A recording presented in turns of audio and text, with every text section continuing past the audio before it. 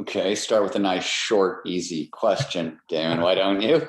All right, I'm going to start by defining flow, and I'm going to do this sort of level by level.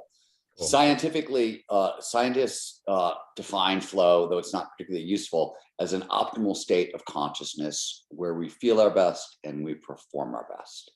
More specifically, it refers to any of those moments of rapt attention and total absorption. You get so focused on what you're doing, so focused on the task at hand, that everything else just seems to disappear. Action awareness are going to start to merge. Your self, sense of self, self-consciousness, the voice in your head, your inner critic, are going to diminish significantly. Time is going to dilate, which is a fancy way of saying it passes strangely. Most frequently it speeds up, and you'll get so sucked into what you're doing that 5 hours go by in like 5 seconds. Occasionally it'll slow down. You'll get a freeze frame effect from anybody who's been in a car crash. And throughout, all aspects of performance, both mental and physical, go through the roof. Taking it one level down, when psychologists define flow, they say, okay, we can tell if you're in a flow state because the state has 6 core phenomenological characteristics. Phenomenological is a big word that describes how the experience makes you feel. So how do we know an experience is flow? There's complete concentration on the task at hand. There's a merger of action and awareness, the vanishing of self, time dilation. We don't get a sense of peak performance, right? I said peak performance goes through the roof. That's not how we experience it. We feel a sense of control, like we can control things in our environment, in our world that we normally can't control. So this could be, me at 5 in the morning on a Tuesday writing really fantastic sentences, going, what the hell? I normally don't write really fantastic sentences at 5 o'clock in the morning. This could be, a basketball player in the zone talking about the basketball hoop appearing as big as a hula hoop. And finally, the experience is described as autotelic, another fancy word. It means an end in itself. What it means is that flow is so euphoric, so joyous, so meaningful and fun that once the experience starts producing flow, we're going to go out of our way to get more of it. So that's how psychologists define flow. The work that I do at the Flow Research Collective, we work on neurobiology. So what's going on in the brain and the body. I'm not going to go into this right now, but we look for about 9 different neurobiological markers, things going on in the brain. We are now looking at physiological markers. So flow appears to have a respiratory signature, a heart rate signature, a heart rate variability signature. In fact, there's new research out of the Karolinska Institute in Sweden that says there may be a face reading signature for flow, that when we're in flow, our smile muscles are hyperactive and our frown muscles are paralyzed. Wow. And that paralyzation, by the way, doesn't refer to you're never unhappy in flow. That's actually true. You're not unhappy in flow. But what it refers to is when we frown, it's an effort of work. The body is doing work. We're working our ass off. So I'm gritting my teeth. And in flow, even though you can often be doing a tremendous amount of work, we experience it as sort of effortless effort. It's why it's called flow. It's the feeling of every decision, every action leading seamlessly, perfectly, effortlessly to the next. So even though could be exerting a tremendous amount of work, me as a skier in flow, I'm often pushing myself to the very extreme. My muscles are shaking and everything else. I don't notice any of it. I'm totally in the zone and just moving down the hill. And it's only when I get back in the chairlift that I'm like, oh my God, I'm totally tanked. But the experience is effortless effort. So that is top to bottom how we think about and define flow. Let me answer the second half of your question. It comes nicely off what we were just talking about, eudaimonia. So what is flow good for? Here, the answer is it's a little complicated. I'm going to give you a bunch of different numbers. These are from tons of different researchers. I'll cite some of them, meaning this isn't just stuff that was done at my lab. It was done all over the world. There are thousands of different flow scientists at this point working globally. And I really mean globally. I was just reading this morning a couple of really cool papers out of a team in Pakistan. So wow. This work is now, it's everywhere. What we know about flow is motivation and productivity and grit soar in some studies as much as 500% above baseline. There's a McKinsey study. It's self-reported, so you need a little bit of grain of salt when you look at the data. But they went around the world asking top CEOs, how much more productive do you feel in flow? The average answer was 500% more productive.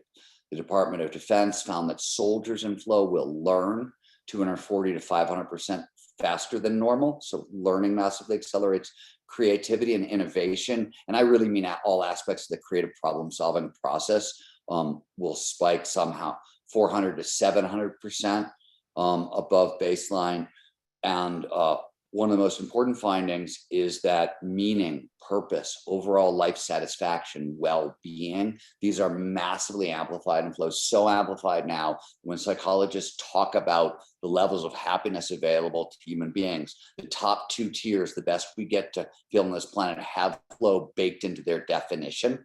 Or to put it more simply, the people who score off the charts for overall well-being and life satisfaction, these are the people with the most flow in their lives.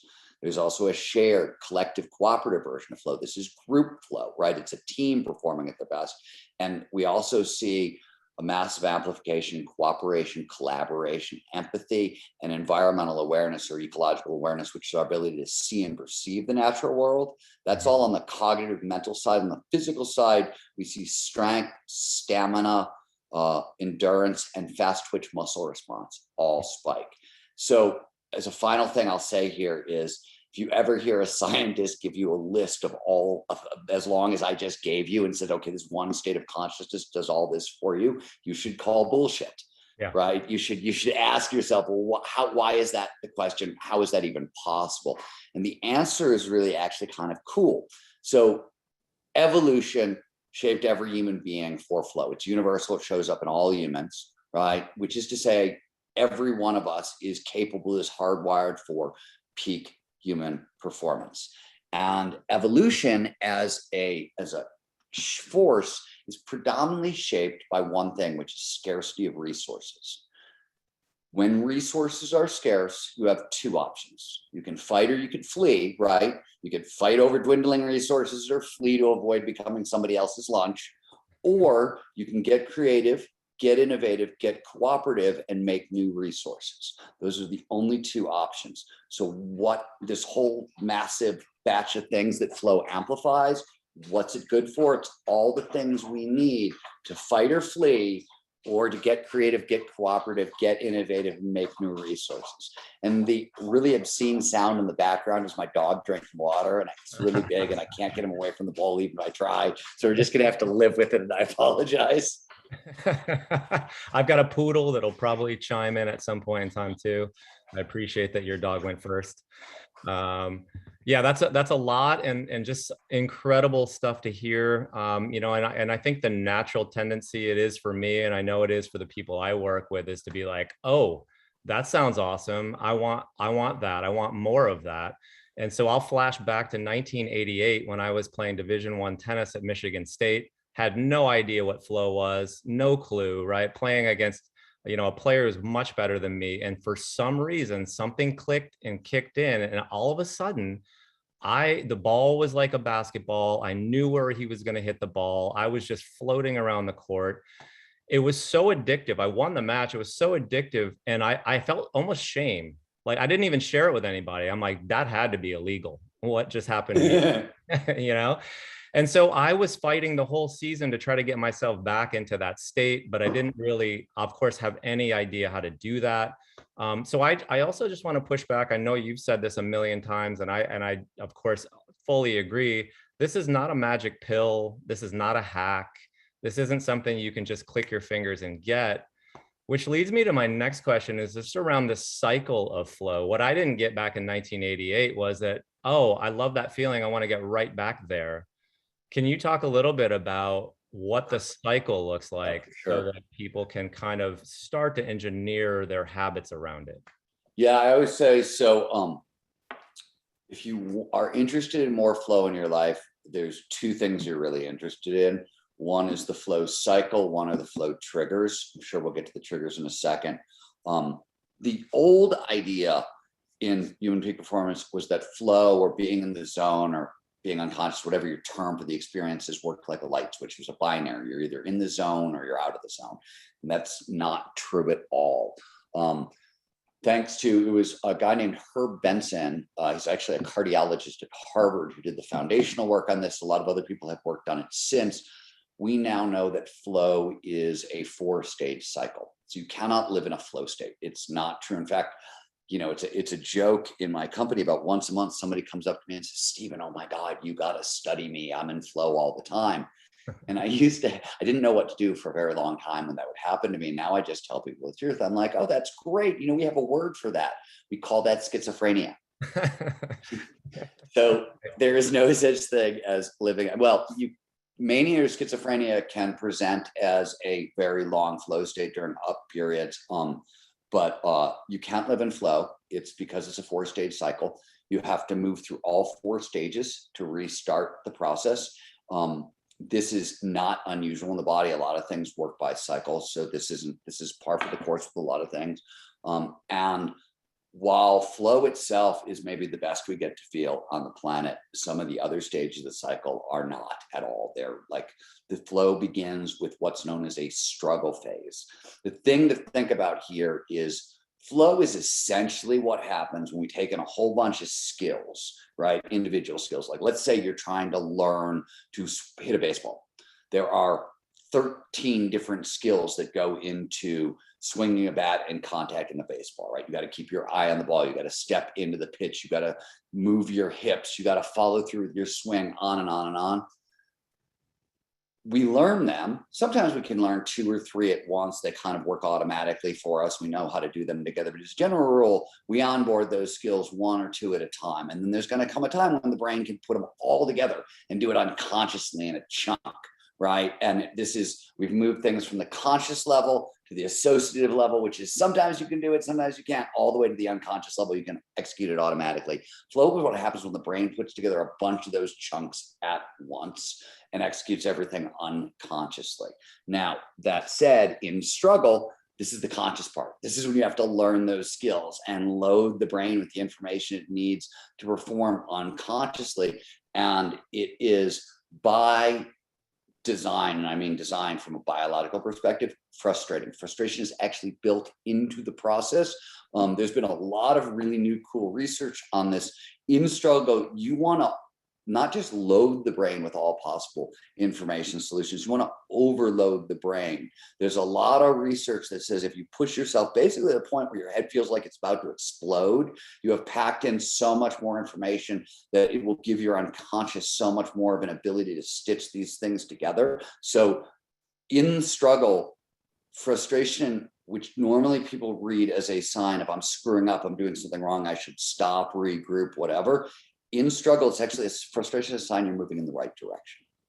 The second phase is a release phase. You have to take your mind off the problem. You have to stop thinking consciously about the thing you're trying to learn, so your subconscious can literally grab the information and weave it together into new coherent patterns that you can then execute. If you keep thinking about the problem consciously, this can't happen. So literally in release, you have to take your mind off the problem. And there are certain things that we know that work incredibly well here. Low-grade physical exercise is best. This is gardening. This is a long walk. There's this famous, Albert Einstein used to famously for his release phase, sail a boat into the middle of Lake Geneva and stare at the clouds. 2 problems. Einstein was a shitty sailor and couldn't swim. And Lake Geneva, by the way, is prone to horrific storms. So Einstein would not give up his release activity because it would drop him into flow and he wanted it for innovation.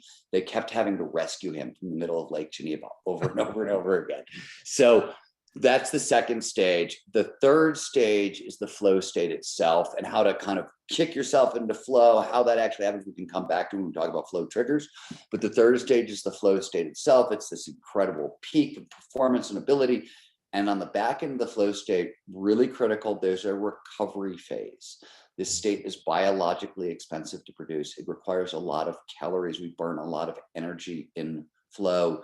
And as a result, there is a there's no more feel-good neurochemistry that the brain can produce. So it can often feel like a deep low, but it follows the flow state. So what goes up must come down. It's not always depressing, but your system is down, and you definitely, this is the time to employ active recovery protocols, not passive recovery. It's not TV and a beer and I'll get better quickly, right? It's Epsom salt baths, saunas, massage, restorative yoga, mindfulness, etc. that is the best way to move through recovery. So, and then you can restart the cycle again. And, you know, this should sort of be obvious, but if you are not fully recovered, it is nearly impossible to get up for the hard fight of struggle, right? Struggle is always going to be a fight. It's always going to be frustrating. And in fact, this is work that we had. This is my work at the Flow Research Collective, but there's new work that shows that even if your entrance into flow takes place over a very short period of time, like the struggle phase would be really, really quick, you're going to have to produce the fight response to drop into flow. So that feeling of, I'm going to lean back, I'm going to fight back, I'm going to get gritty and dive in, you're going to have to do that. So like, I always say, this is the example I like to give here is mountain biking, because people get themselves into a lot of trouble mountain biking because they think in their brain, oh, I'm riding a bicycle through trails, it's flowy. And it's not. It's actually a really aggressive sport. And if you go out and try to have a flowy mountain bike ride, you are going to end up in the hospital. You have to go out, attack the trail, and then you'll drop into flow. And so flowy sports that feel flowy often lure people into this like false sense of, oh, I don't have to work so hard on the front end because it's flowy. That's not true at all. Flow is actually a fairly aggressive state. It just feels flowy. Mm-hmm. Yeah, that's all really great. I mean, it sounds like just like almost like a reinterpretation of this emotion, that frustration usually makes people bang their fists. And you're saying, no, I'm on the right track when I'm in that frustration phase. And don't we also get a little bit of that dopamine hit when we realize that and kind of kick ourselves into that mindset of being a little bit more angry on that mountain bike ride? No, so we don't get dopamine, but what we do get that actually I think makes the biggest difference.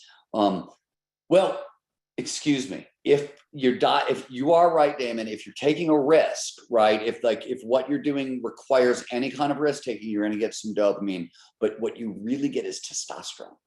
And that seems, even though it hasn't been talked a lot about in a lot of the flow research, it was mentioned by a guy named Greg Burns in a book back in early 2000s and sort of forgotten about more and more. And what's interesting about that is you can get testosterone simply by pretending to be angry.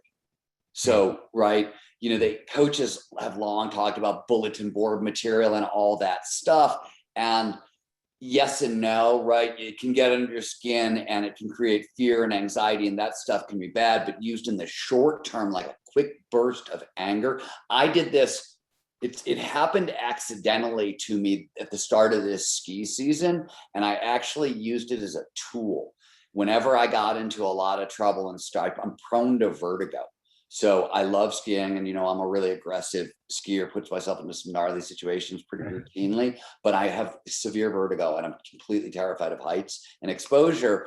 And my world will start to spin very, very quickly. And I discovered I could fight back against the vertigo by getting angry, and it would focus me in and allow me to like just take that energy and drop into flow. So little bit of dopamine, but the testosterone seems to really make a difference here, which I was surprised by. It wasn't what we thought, but as I said, flow, we think it's flowy, but, you know, testosterone is